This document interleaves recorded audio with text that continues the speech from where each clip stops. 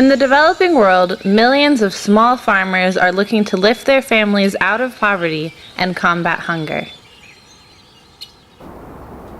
But in the face of a warming climate and dwindling natural resources, these farmers will need to learn to grow more crops more efficiently, utilizing other resources, as well as identify and protect more wild crops for sustainable extraction.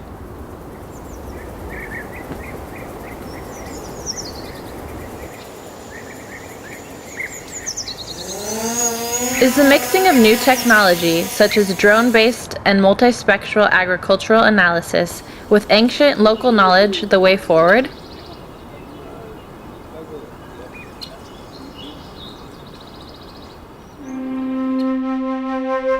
From the past, a sustainable future.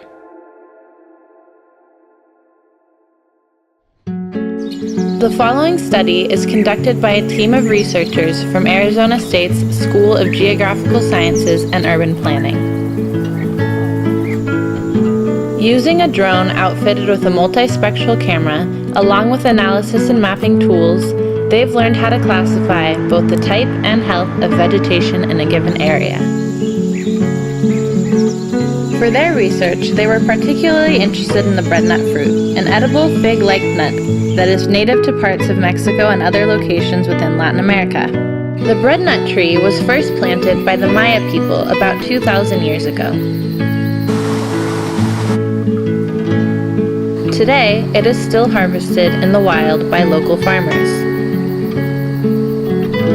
This is because the breadnut is an important source of affordable, nutritious food for local people, typically used in staples like bread and porridges or as a coffee alternative. By focusing on reforestation and preservation of this tree, it will continue to nurture the people and wildlife that live around it. Importantly, the crop requires relatively little water to grow because it has a high capacity for water storage and can easily access subsurface water sources. The breadnut has been a life-saving food source for many in times of drought. As such, the breadnut is a perfect case study for the future of sustainable agriculture. The goal is that with advanced methods for identifying and assessing the growth and health of the breadnut tree, local farmers can have deeper insights into land use and sustainable extraction. In May of 2017, they traveled to Jalisco, a state in the central western coast of Mexico, to perform hands-on analysis of this hardy vegetation. They made their way to a popular extraction site in Sensontla, a small municipality that's about a 3-hour drive south from Guadalajara.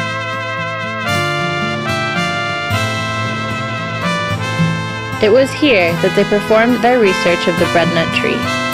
They are working on the site with the support of Genantic Ancient Mayan Superfoods, a company based in Arizona that sells the wild harvested Mayan seed, or breadnut, sourced from this area.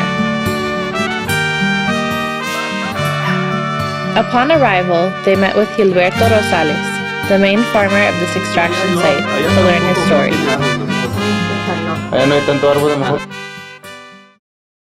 Bueno, ahorita estamos aquí en la comunidad de La Cañita, que es parte también del mismo ejido de Sensontla, donde por esta área pasa un arroyo que es de Sensontla hacia La Cañita y a La Pasión. Al mismo tiempo es donde se encuentran todos los árboles de mojote.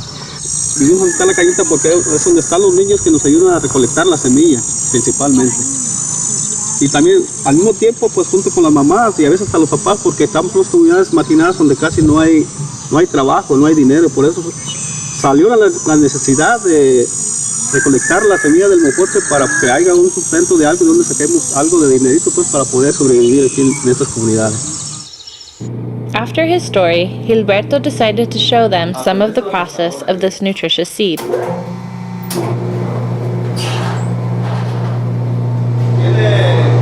Aquí tiene el gas y acá la luz para que sea un tostado parejo.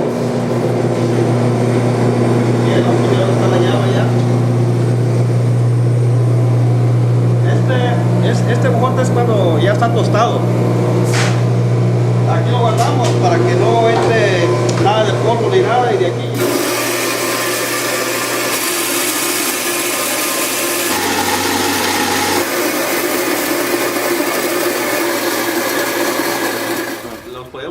Gilberto mentioned that he lacked information about three things: the number of trees in the area, the maximum amount of breadnut that could be harvested annually, and the health of a given tree.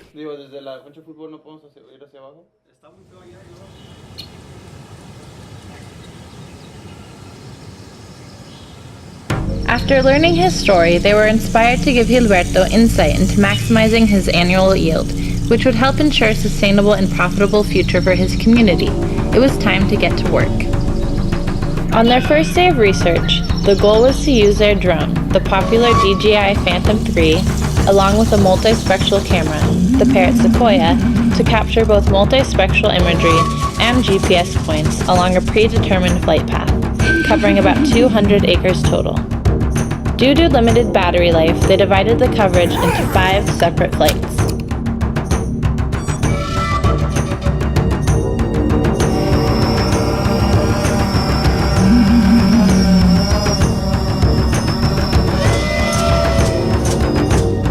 Each of the flights were distributed strategically throughout the site at an altitude of 400 feet, covering 40 acres per flight in average.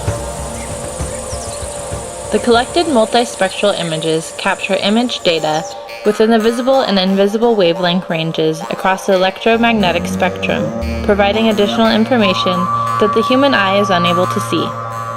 Certain bands of the spectrum are particularly valuable for vegetation analysis.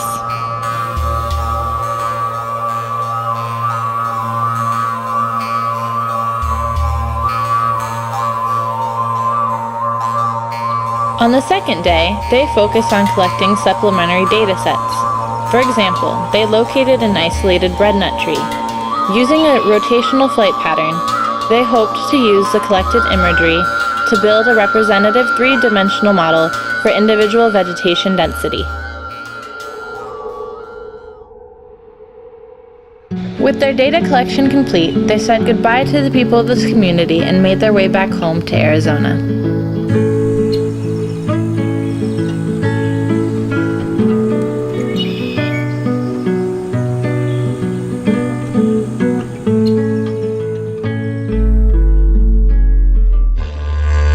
Using powerful computer tools, they set about cleaning up and processing the raw data. For the basic camera data, they utilized photogrammetry software to stitch together the raw photographs into larger, geographically precise mosaics. From there, they generated a three-dimensional point cloud. Similarly, for the multispectral data, they utilized an online data platform, Atlas Flight, to process the multispectral images and stitch the images together into a large mosaic for each of the multispectral bands.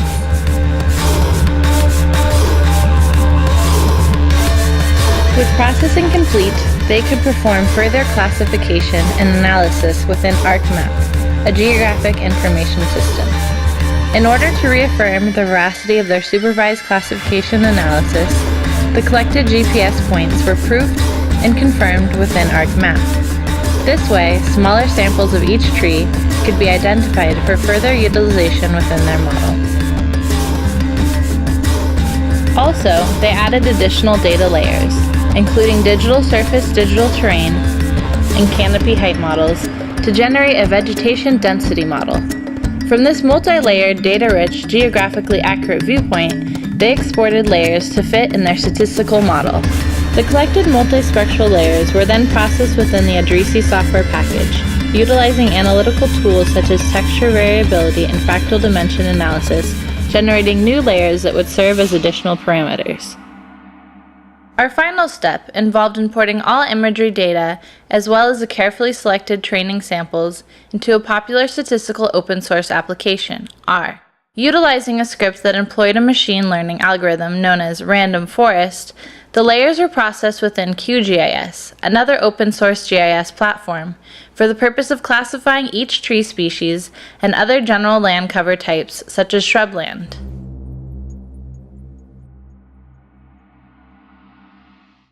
Using these detection criteria, they were able to calculate the tree canopy coverage and density of breadnut trees in the coverage range and to project annual yield. Additional analysis allowed us to generate a sustainable extraction plan for the project area.